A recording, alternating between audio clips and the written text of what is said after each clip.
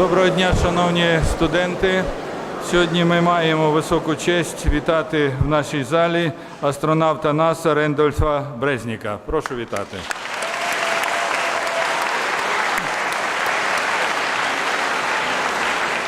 Звичайно, ви познайомилися в інтернеті з біографією, з життєвим шляхом Рендольфа Брезніка, але скажу тільки дві речі.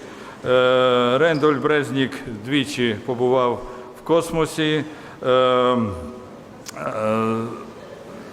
Перший раз він вийшов в космос, при цьому виходив в космос, перший раз на 11 годин 50 хвилин, другий раз, коли він був з 28 липня по 14 грудня 2017 року, була здійснена друга місія, і вже тоді він в космосі, в відкритому космосі перебував 20 годин 10 хвилин. Ним був зроблений безпосередній великий внесок в підкорення космосу, в проведення досліджень, про що Рендольф розповість в своїй лекції і в нашому спілкуванні. Для нас дуже важливо те, що Рендольф – великий друг України. Під час перебування в космосі він в 2017 році він провів скайп-конференцію з українською спільнотою, яка зібралася в американському домі в Києві. Тоді він це робив під двома прапорами – американським і українським. Для нас дуже також важливо, що Рендольф Брезнік разом з дружиною Ребекою в 2008 році усиновили українського хлопчика. І зараз син Рендольфа тут з нами, його звати Ваєт. Прошу, Ваєт, також підніміться.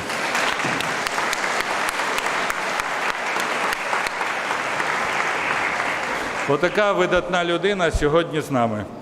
Randolph, the floor is yours. Please start your lecture.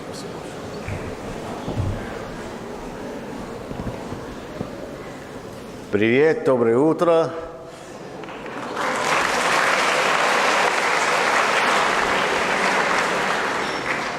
Извините, я говорю плохо по-русски, so я использую по-английски. Thank you for coming this morning. It's wonderful to see so many young people here studying at this institute, working towards the future of Ukraine. And hopefully, by the end of today's lecture, you'll be even more motivated in your studies. Here's a picture I took just a few months ago of your beautiful city here in Kiev. And it's amazing what you can see from this picture. I'm sure that the institute is in this picture, and I have a copy for you at the end. When I was in the university, I never thought that this might be possible. It was something I dreamed about, something I found fascinating, something I would go to museums and look at the old airplanes and rocket ships and capsules that people had flown into space and dreamed about it, but it never seemed possible.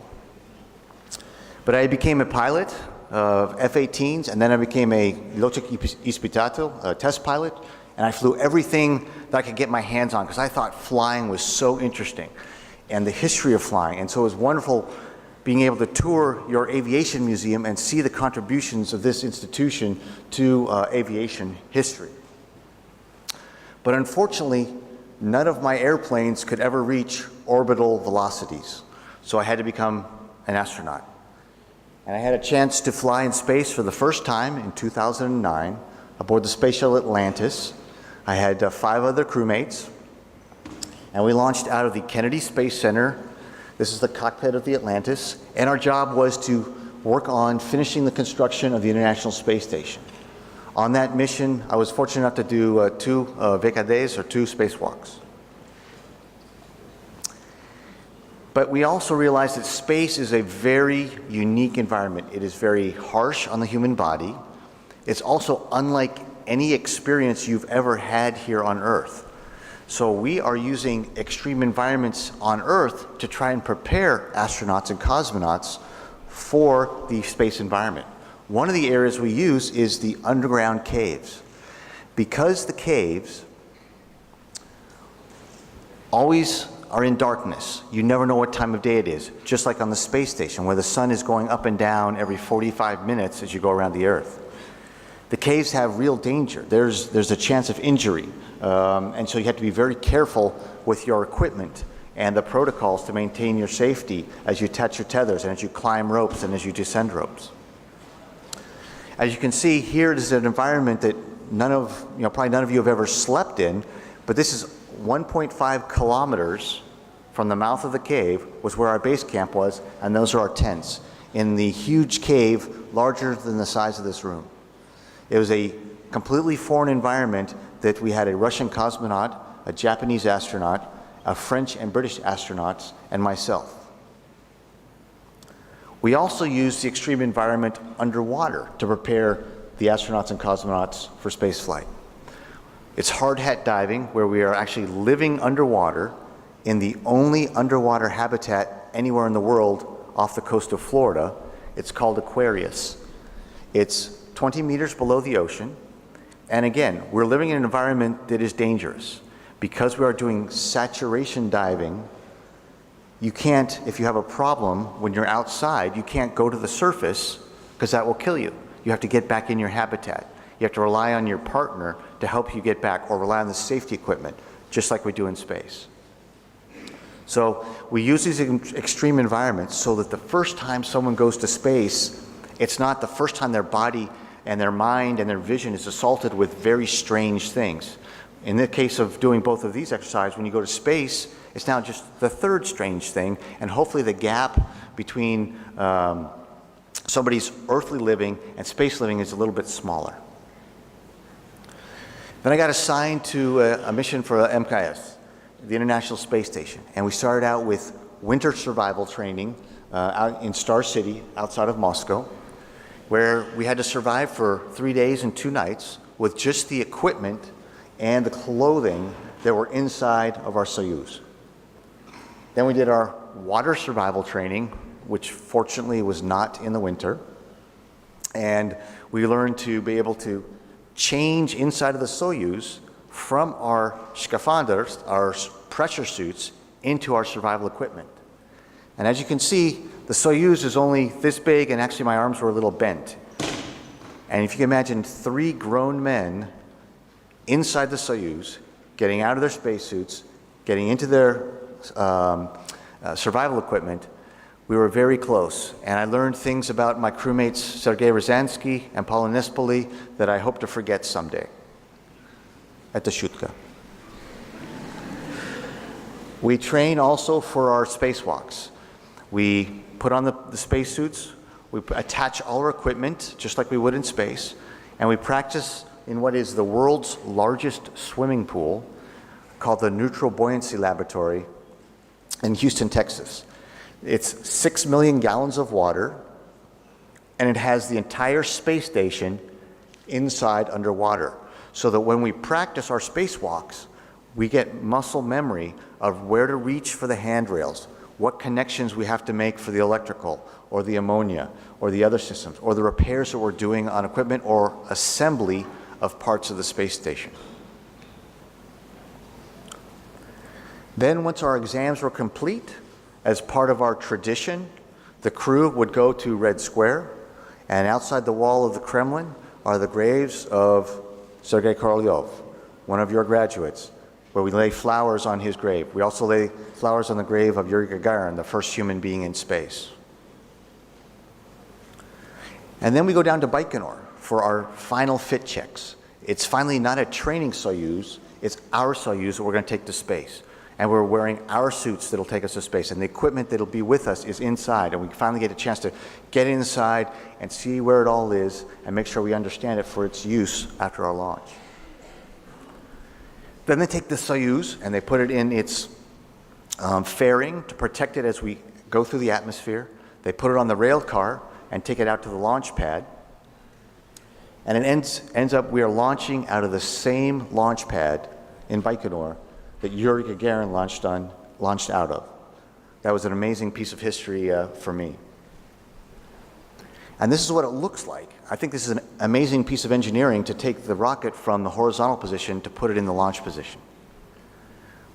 Not very much room up here as it gets put into the launch pad.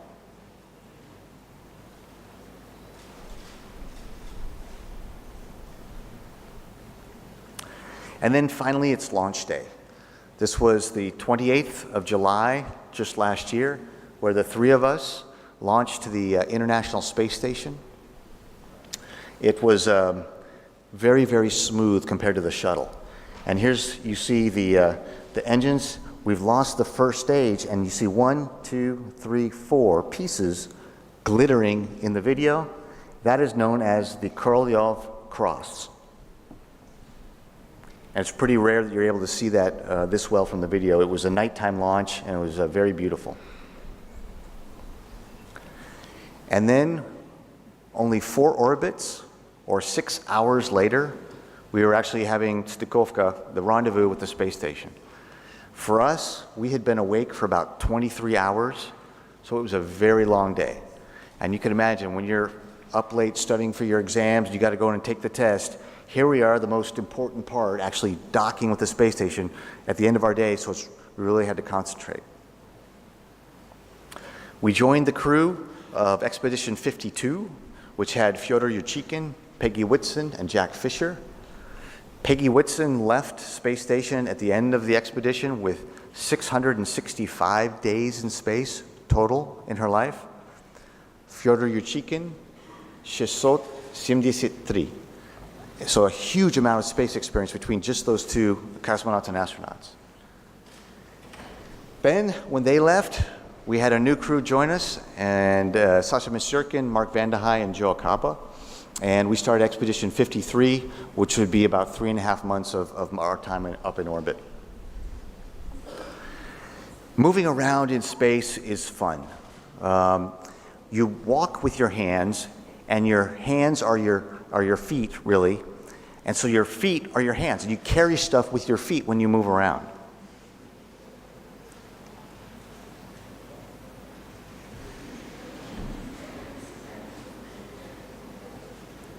And if there wasn't small hatchways, I would have just kept on going.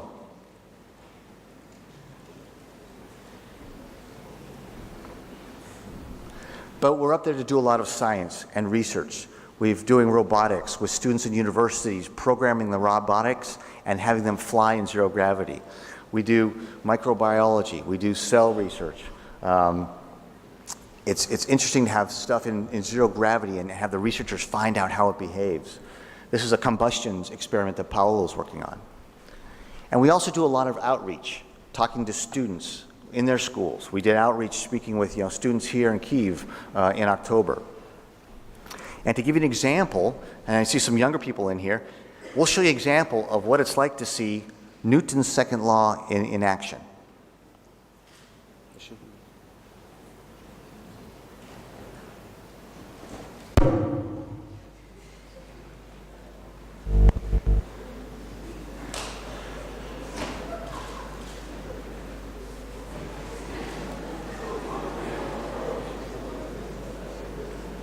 Laws of physics will hold up. Come on, let's go find out. The acceleration of an object depends on the net force acting on the object and the mass of the object, or F equals ma. Jolly good show, Sir Isaac. Here we see that once the force of the thrust is greater than the weight of the vehicle, the rocket begins to accelerate. All right, we're gonna start with something small. Something you might have at home. A little stick of chapstick. We'll go ahead and use our force being our bungee cord here. We'll put it on our bungee, and we'll pull it back. Let it go. And you can see how fast it accelerates because there's very little mass. Next, we'll try a little spaceship. A little more massive, and you can feel that because as you move it, you can feel that the kind of the force, the extra force you have to push with your hand. So we'll put our spaceship on our launcher here, same spot. Notice it's flying a lot slower than that chapstick did. What we've seen is the same amount of force on a smaller, less massive object means the acceleration is faster. Well, this is the biggest and most massive thing we have. So let's see how the acceleration is affected. Pull back the same amount on the force, and here we go.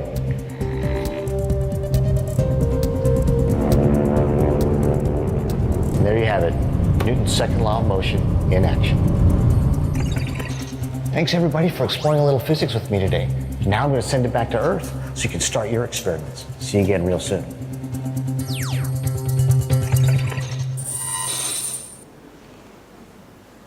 So hopefully that was interesting for you to understand and physically see what that F equals MA means.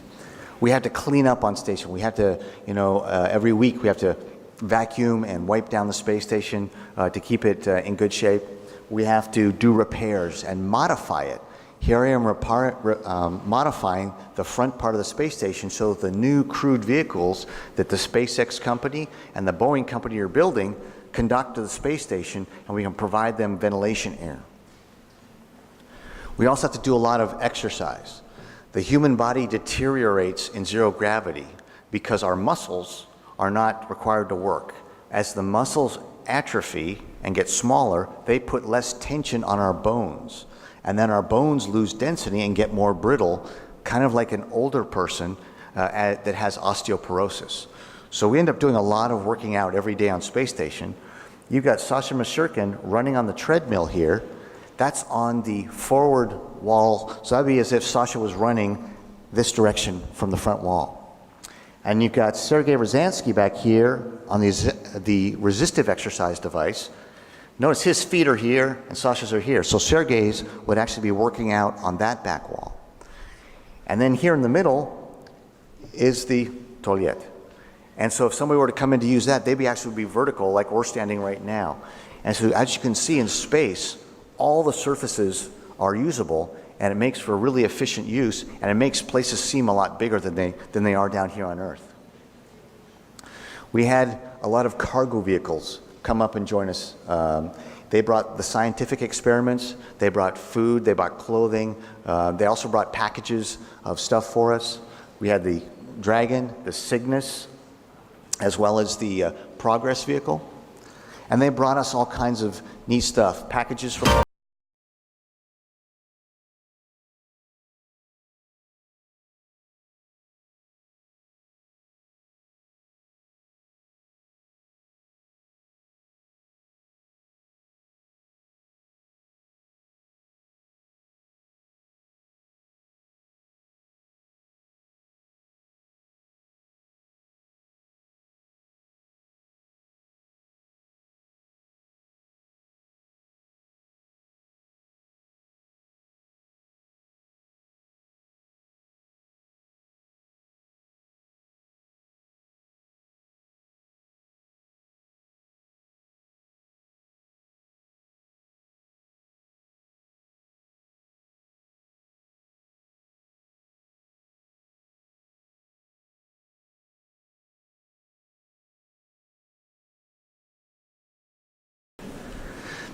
So it's really fun, the fact that something simple like that, the toy that my children picked out when we were in the store, can demonstrate physics and how gyroscopes work in space and just how stable they can be.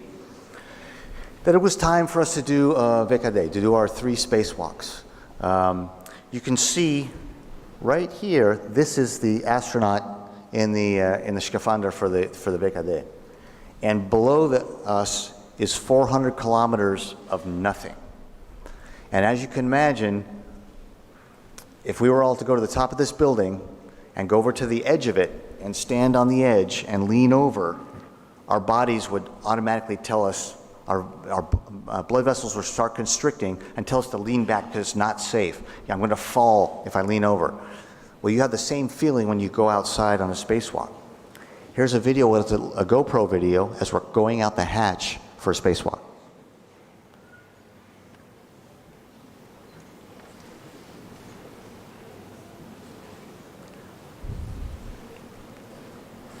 You come out upside down, and then you have to attach your tethers onto the airlock on the outside and start working. You have to tell your body to calm down and relax from this natural reaction you have to having nothing below you. Here's Mark Vandehei working on a camera, and he's actually riding on the robotic arm where we could fly him around. And here is the same time Sergei Rozansky took this picture. Here's Mark Vandehei right there. You can see how big the space station is. Parts built all over the world, assembled for the first time in orbit. And this is only half of the space station. There's an exact same mirror side on the right side that you don't see in the view. And here's another bit of GoPro where I'm just standing there, and you can see, once it steadies out, how fast the Earth is moving underneath us. We're going around the Earth every 90 minutes. So that means that we are moving at 10 kilometers every second.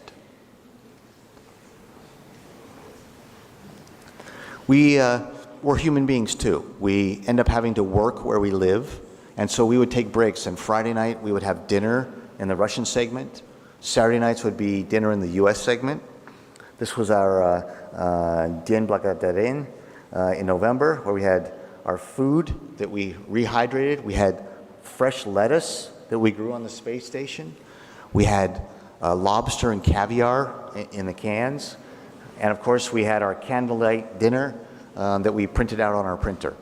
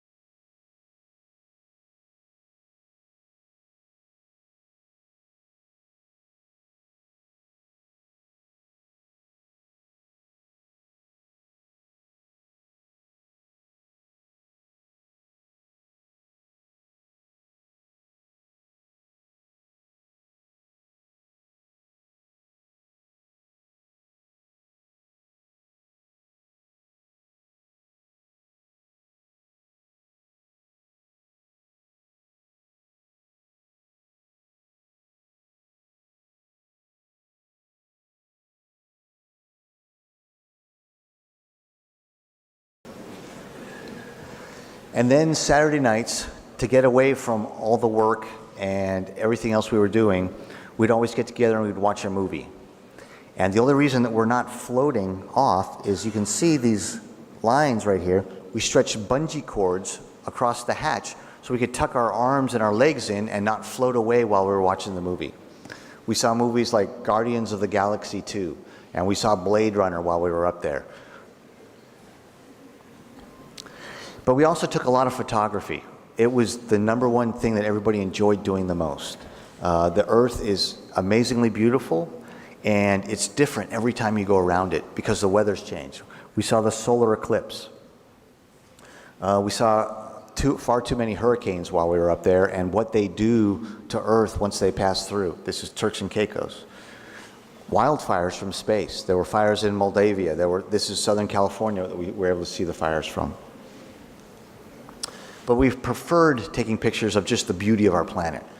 The wide variety of colors and terrain and textures that the Earth has. We could even see man-made things from space, but we mostly appreciated the natural beauty of the planet. This is the Himalayas, and this little bump right here is Mount Everest. And you can imagine, it's like trying to find one hair on your head, trying to find one mountain from 400 kilometers high in the Himalayas. It was a challenge. I like the night photography a lot. This is the Nile River, Cairo, and Israel. And you can see what the horizon looks like just before a sunrise. This is Bangkok, a city of 16 million people. And this is just one thunderstorm, flash of lightning. And you can see how big that is compared to the size of a city of 16 million people. And all of these dots and all of these dots are individual fishing boats and the lights that they use to attract the squid. That's a huge amount, and you can see an individual boat from space. This is the city of Seoul, Korea. And with the new cameras that we got in November, Nikon D5s, the latest technology, all of a sudden instead of having to have a tripod to shoot pictures at night so the camera was stable, we could actually shoot pictures at night of cities like this by doing it handheld, as if we were shooting during daylight. It was amazing that improvement in technology.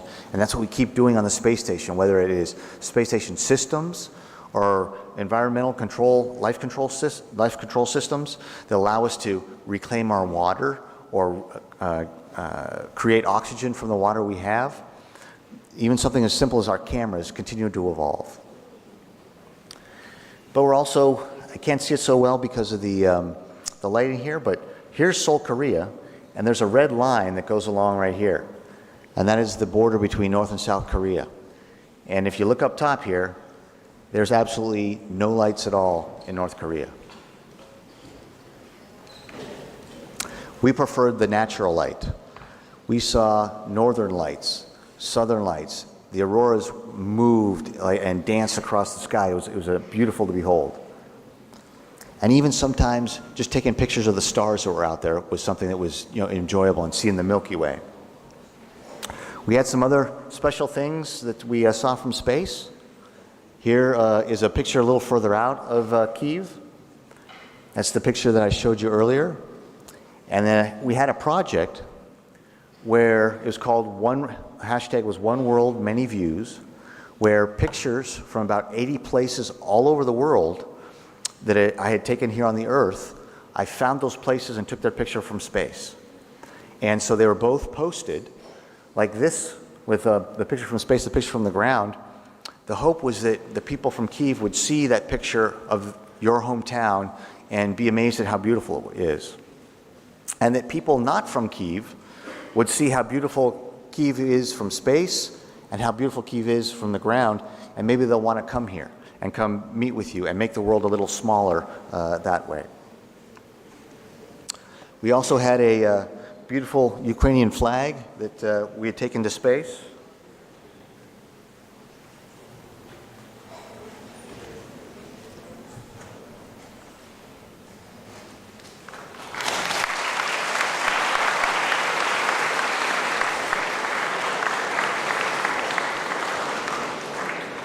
And we had gotten that here. We had actually purchased it in Dnipropetrovsk 2 years ago when we were there in honor of my son who is from there.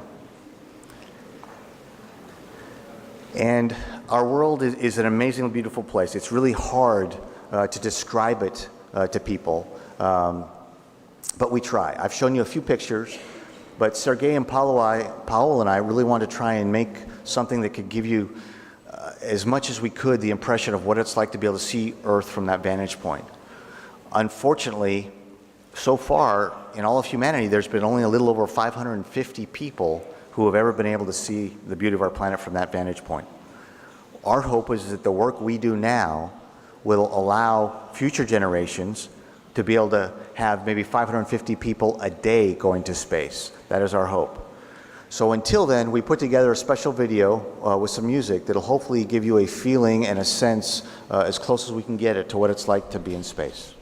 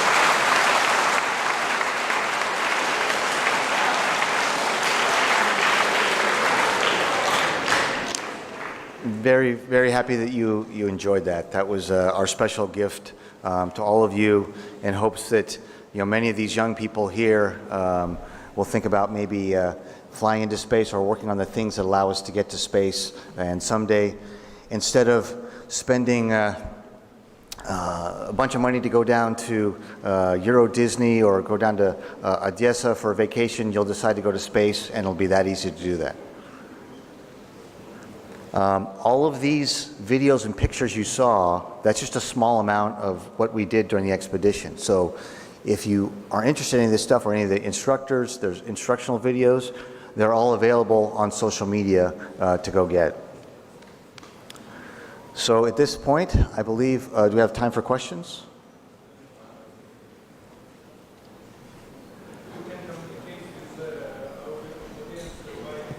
Okay.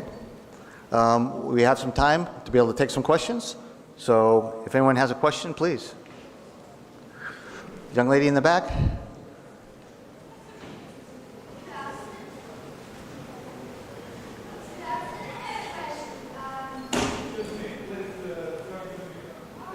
Oh yes, there's the microphone in the middle. If you could just please come up to the microphone.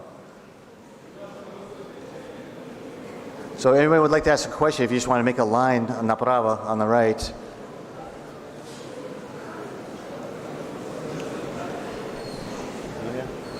How much time?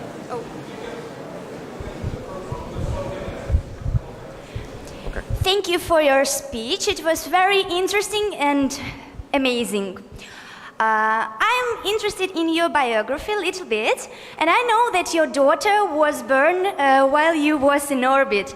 Please, can you tell me about your emotions in this time? You were sad or happy, for example? I don't know. Thank you. That is a great question, because astronauts and cosmonauts, and just like your Ukrainian astronaut, we're all just people. We are no different than you. We're biologically the same. We have the same troubles. We have the same concerns. We have the same feelings. And so I'm sure that a lot of you who are parents here could understand how difficult it would be to not be there for the birth of your child. The launch day that I showed you in November 16th of 2009, I wasn't scared at all launching into space aboard a rocket filled with liquid oxygen and liquid hydrogen that was going to try and light off and launch me to space. I was concerned because my wife was only 5 kilometers away, 9 months pregnant with our daughter. And once the solid rocket boosters lit off and we started moving, I knew at that point I wasn't going to be there, and my wife did too. And she's an amazing woman who came back, and with the help of her sister, she gave birth to our daughter midway through the mission. Our daughter we had 3 spacewalks on the flight, and I was inside as the choreographer, or the person reading out the procedures to the 2 guys outside. Well, our daughter, the doctors planned to have her born before the second spacewalk, my first one. They started the delivery, and my wife went into labor, but my daughter was not born. So I woke up the morning for my very first spacewalk, the pinnacle of my professional career as a pilot and an astronaut, and my wife's in labor. And so I'm sure, as you can imagine, you guys, when you have not 1, but maybe 2 exams in the same day, you finish that first exam, you have to leave that and concentrate on the next thing. I had to get into my spacesuit and go outside and concentrate only on that spacewalk and put out of my mind the fact that my wife was in labor. I completely expected that when I came back inside, I would be told that, my wife had given birth. She still had not given birth. So here I am, exhausted from the spacewalk, trying to call her, find out, how things are going. It turns out my daughter was born about 3 o'clock in the morning, my time, while we were sleeping. And I had gone to sleep. I wake up and they're playing a song on the wake up on the radio for the shuttle crew that was called Butterfly Kisses, and that was the code that my daughter had been born. And so I waited all day long between our 2 spacewalks to see pictures, and finally in the afternoon I got to see pictures of my daughter for the first time. I got to see video and do a video conference with them and hear her little voice. And even after having done the spacewalk, where the views are even more amazing than what I've shown you from out looking out the windows, it was more beautiful seeing my daughter for the first time. And I'm sure all of you parents would say the same thing. And that even if you never go to space, there's something better here on Earth, and that's seeing your child for the first time. And literally, as soon as I hung up the video conference with my wife, I had to go float over to the airlock where we closed the hatch, and we depressurized the airlock to 10.2 pounds per square inch to denitrogenate our bodies while we slept overnight. And the very next day, I was out on my second spacewalk, where I'm the lead spacewalker now, having to put all that out of my mind to be able to go do the next spacewalk. And so you'll find, especially as students and then later in life, you really have to learn to compartmentalize and separate things and keep them in their place and not let other events or things that you're thinking get in the way of what's going on right here and now. So hopefully that answers your question.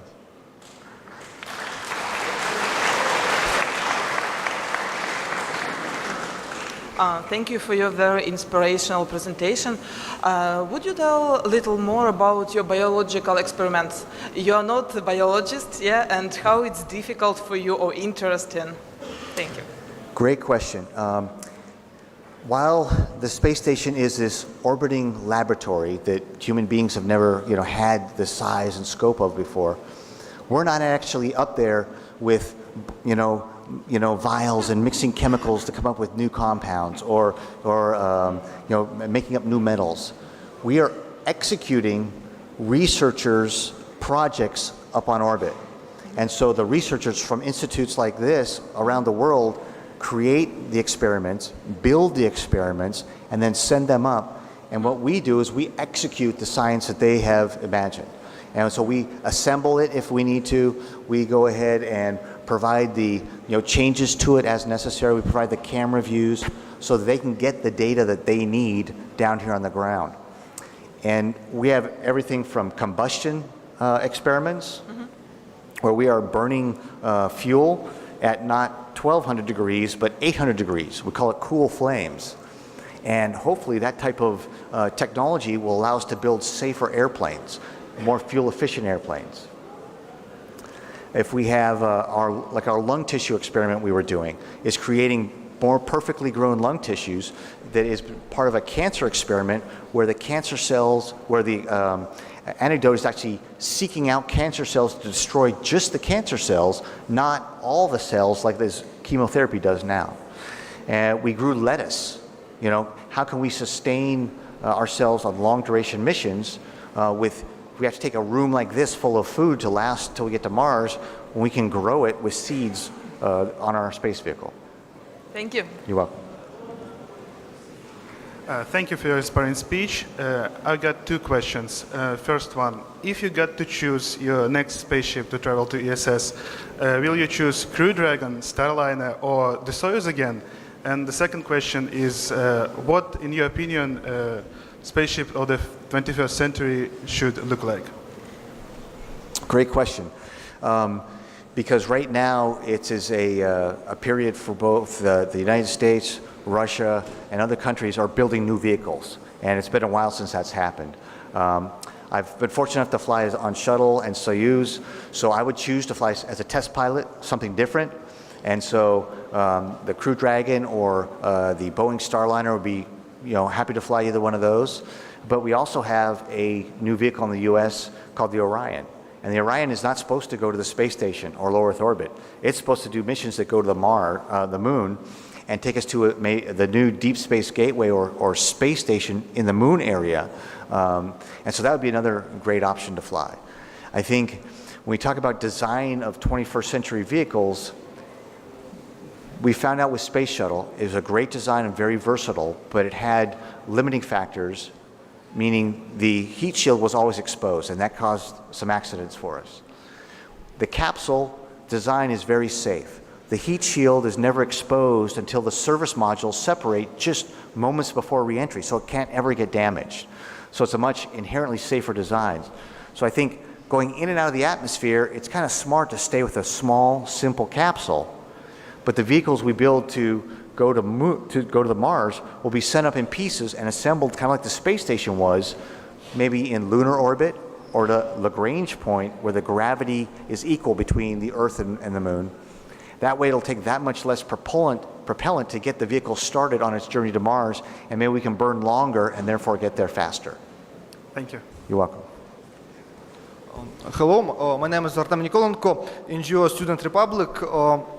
I want to ask, we just returned from our project, Winter Student Republic, where we discussed about a global project for the world, what we can make for all world. My question is, in your mind, you travel to space from NASA, from government agency, and now we have global commercial corporation of Elon Musk, Tesla, and others that make a space program. In your mind, what is the future of space, or space fair, or space traveling?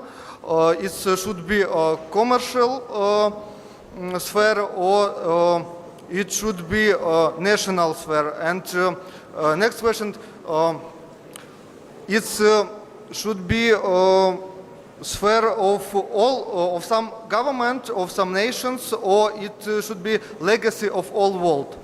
Thank you. Great question. The low Earth orbit has only been, manned missions have only been governments, nationalities that have sent people there so far. With the space station, we now have commercial companies. We've had the Orbital ATK company, the SpaceX company send up cargo vehicles. So that was kind of the first type of working a government and commercial partnership. Now the Crew Dragon and the Boeing Starliner are the next step of creating now manned missions that are commercially based. The hope is that those companies will be able to not only take astronauts and cosmonauts to the space station, that there will now then be a commercial space station, whether that is a transformation of the International Space Station or individually built ones like the Bigelow company wants to do with their inflatable space habitats. I hope that right now is like we were in maybe 1910 or 1915 with aviation, where we had an original design and a few people were doing it, and then all of a sudden it blossomed. I saw in your museum what you guys were doing here in Ukraine in 1906. And look at where we are now, just over 100 years later, where we have airliners made of composite materials flying around the world, on single tank of gas. And everybody thinks it's normal just to go to the airport and hop on a plane and fly somewhere. My hope is that in another less than 50, 100 years, that's what spaceflight is like. And we'll be able to do that because of the commercial companies being able to grow the industry without the government having to be involved. That will allow, at least on the United States side, we envision it as this partnership and getting them started will allow us to take the big government might do the harder things that the companies don't have a business case for. We're building a moon station, kind of hard to build a business case and make money for shareholders.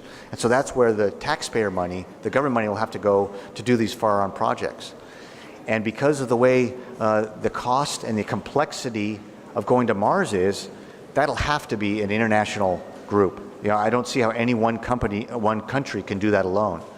And so that's where the International Space Station hopefully is a good example of how, no matter what is going on at political levels, at the engineer and working and operational level, for missions that we're doing as a species of humans, that we can cooperate to go ahead and do Mars together. Спасибо. Thanks a lot, Mr. Bresnik. Could you tell anything about space colonization? For example, your thoughts on how long should we wait to colonize Mars or Moon or anything in the solar system, for example? I don't think we should wait at all. I mean, the work we're doing right now is as fast a pace as we can do it, based with the money that we are allowed to work with. So every space agency around the world is only given a certain amount of money for their budget from the government. What it takes is people who are the voters who have the money, to tell their politicians, we want to get there quicker, we want to do it faster, and therefore allocate more money towards the research and the development of those capabilities. Mars, we're finding the fact that we think there's water there. With water, we can go ahead and separate that and make the hydrogen for the fuel for our rockets to come home. We can collect the oxygen for the humans to come and breathe. And so we can do that all remotely before the humans even get there. And we can have stockpiles of rocket fuel and oxygen waiting for when the humans get there. So that is certainly a technology we have now, we can start working on, and hopefully we get there sooner rather than later. Right now, the US, we're trying to lead the effort to get there by the 2030s. And so it's not going to be somebody like me who's doing it. I'll be too old. It's going to be somebody like you who's here in school studying these types of things and following that dream of flying in space that's going to be doing that type of mission. Very impressive. Thanks a lot. You're welcome. Thank you, Randolph, for your speech. So my question is, how did you feel during your stay in outer space? Was it scary or you was excited? And I mean, I never really felt scared. I mentioned when we go out for the VKD, for the spacewalk, when you go to that big hole and there's nothing down, you have to crawl out. It's not so much a scared, it's just a natural reaction to that you're going to fall. And so that's probably the closest thing I had to being concerned about anything. But I just relied on my training that I had inside the swimming pool, all the practice I did to just reach out and just do what I'd always done and realize that I'm not going to fall. All the rest of the time, even when we're working or we're on an experiment, a tool floats away, it made us laugh. It was physically enjoyable to be free from gravity, to have to use our feet, to have to sit down in a chair. You could just sit there and just pull your feet up and just sit there and as if you're in a chair, but you're floating. It was comfortable to sleep in space because there was no blankets on you and you weren't rolling on your side and the pillow wasn't too little or too tall or too small. And so you're physically comfortable a lot more. And so you could see a little bit of the videos just playing around as we translated. It was really a physically enjoyable environment. And then we had the views that you saw that captivated our attention and what we were able to see. Thank you, Randolph. You're welcome. Five. Hello. Yes. Thank you for your speech. And as a student of aeronautics department, I would like you to ask about the perspectives of the future human space exploration programs. The questions about commercial spaceships and Mars colony were already asked, but I want to ask one more time, what is the next step after the International Space Station? Because as we know, it will be closed in the recent future. So what will we see next? Just commercial spaceships on the low Earth orbit or something more?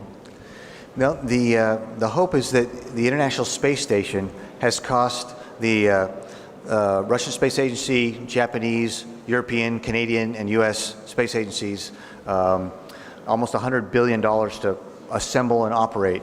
And we've been getting amazing science out of it in the 18 years that it's been up there and continuously manned. I imagine there's many of you in here who have never been alive a day where we didn't have humans in low Earth orbit, and that is wonderful to see. We are looking to transition it, perhaps in the middle of 2025 or so, to more commercial, where we can get companies to get involved, and you end up, it's like having one building with several different companies on different floors. Why isn't that possible? Why doesn't that allow the governments and space agencies who are footing the whole bill to allow companies to go up there, pay some of the bill to keep it operational and do their science or lease out or commercialize it.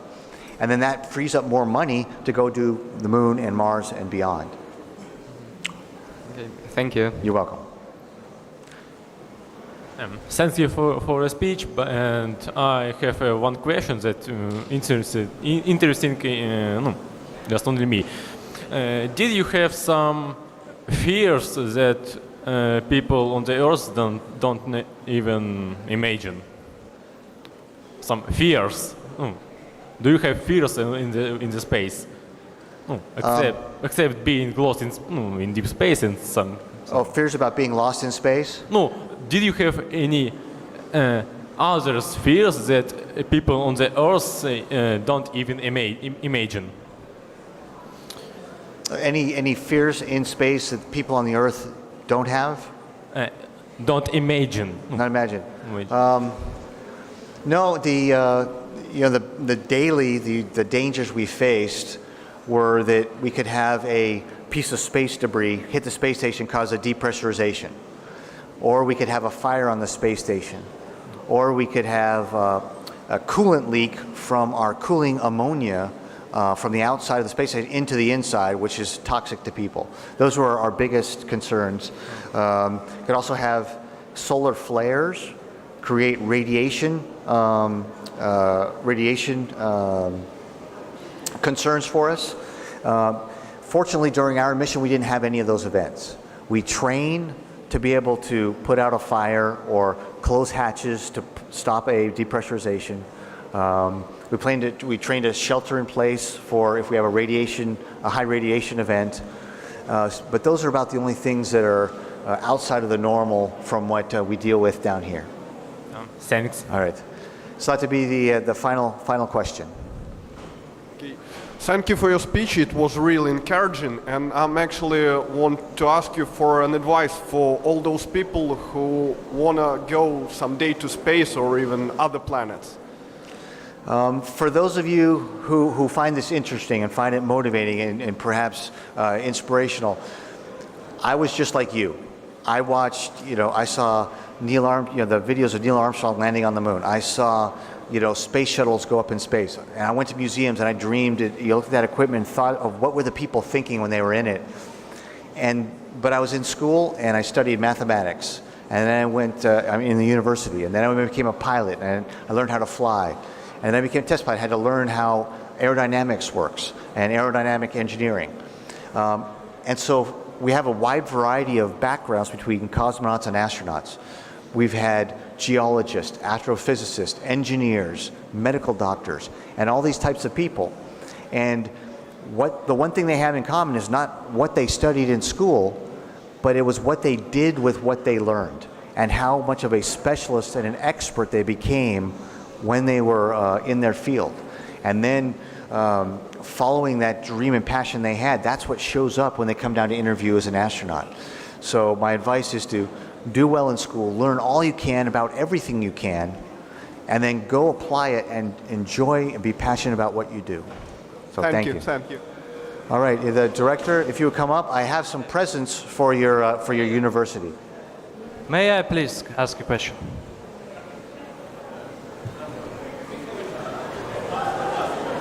Okay. Крайний вопрос. Good afternoon, Mr. Bresnik. My name is Dmitry Shulzhenko, the Faculty of Linguistics. Thank you for your amazing speech. I'm glad that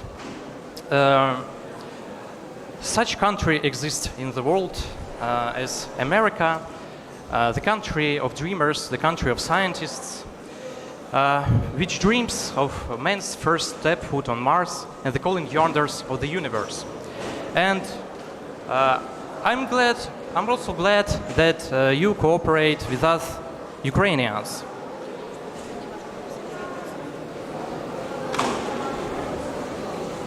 And it pleases me for the simple reason that very often we see around us anything but the aspirations of mankind. Do you remember what was written in popular Russian science magazines? Earth is the cradle of mankind, but we cannot live in the cradle forever. The quotation of Konstantin Tsiolkovsky. One will step into the universe. The current generation will live under. Humanity will overcome growth diseases, cancer, diabetes, liver cirrhosis, heart attack, and whooping cough, and strive for a brighter future. And what do we see? At best, steady GDP growth, mysterious GDP, Будь growth ласка, of коротке investments and запитання. capitalization, and increase of EPSI rating. But it is in the best case. Usually the Russians have to deal with the worst one, downfall, decrease, recession. And what does it mean? No mankind actually aspires neither to Mars nor to the universe. At least not the Ruski Mir.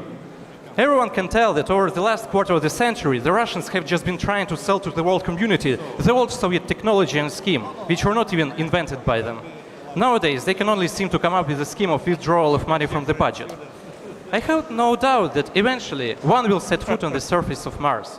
The question is when and how, in your opinion, will he get there? And another question, what country will be this man a citizen of? As I mentioned, the United States is trying to get the international partnership, whatever shape that is, by the 2030s to go to Mars. And it'll be a mission that'll be amazing for all of humanity to watch, just as the first step was on the moon. Thank you. Okay. Excuse me.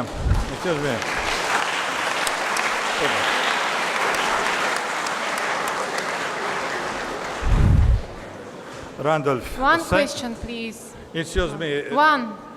Very short. Little one, it's so. Okay, please, go A pale ahead. blue dot. Thank you for your speech. A pale blue dot. You saw our fragile ears from orbit. That you can tell people on Earth that they treat our house more attentively, that there is no sense in wars. I'm sorry, I didn't understand the question. There is no sense in wars on the ears. You saw our ears from the orbit. What can you say to people who live here? We should be more patient to each other, and there is no sense in wars. As after spending 25 years in the United States Marine Corps, my goal and my hope was that I would never have to go to war. You know, the militaries of every country serve their nations as a deterrent for other countries from coming and harming their nation. You know, we all hope that we never have to go to war, and war is a terrible thing. And hopefully that any war that we see will be the last one in our lifetimes, but unfortunately human beings are not shown in our history that that's possible. To see Earth the way we've seen it and the way I showed you, where there are no borders, where there are no conflict, there's just a beautiful, peaceful little spaceship that we're all on. Like I said, we're working right now so that more people can see that, because I think once they do, they'll be better to themselves, to each other, and to our home planet. Thank you. I want.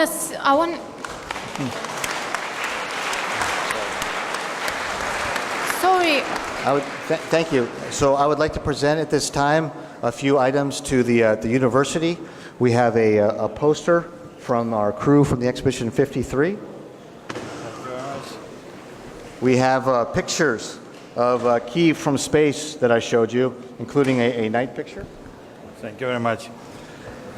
A picture of the beautiful Ukrainian flag. Thank you. And then our mission patch and our mission sticker as a memory of today. So thank you all for coming. Thank you very much, Randolph. Thank you. We will put these pictures to our museum. Thank you very much. And in memory of today's meeting, let me present you 3 lithographs. Pictured Sergei Korolev. This is a monument of Sergei Korolev at our campus. Vladimir Chelomey is a colleague of Sergei Korolev, who produced the proton missiles and many other technologies, and Igor Sikorsky. And also we have a small present to Wyatt. Please, okay. Thank you very much for very important and impressive meeting with our students. I am sure after this meeting, many from them will dedicate them activity to the investigation of space, maybe to colonizing of Mars, and some from them maybe will become the cosmonauts. Thank you very much. Thank you, and good luck to you.